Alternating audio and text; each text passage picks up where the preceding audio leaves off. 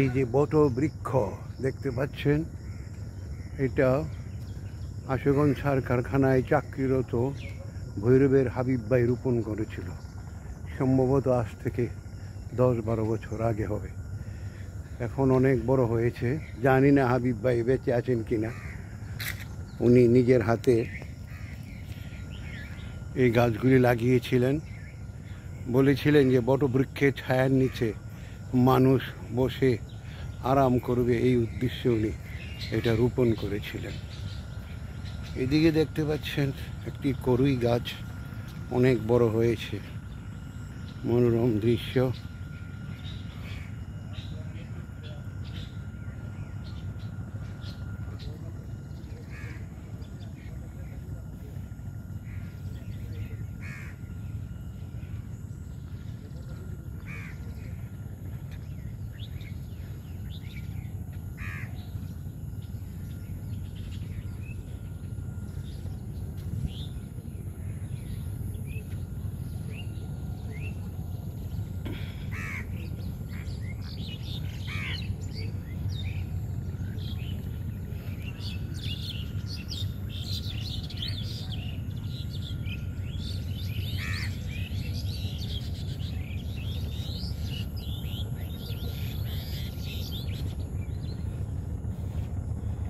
নদীর পানি আষাঢ় মাসের জোয়ারে অনেক ফুলে উঠেছে, নদী ভরপুর।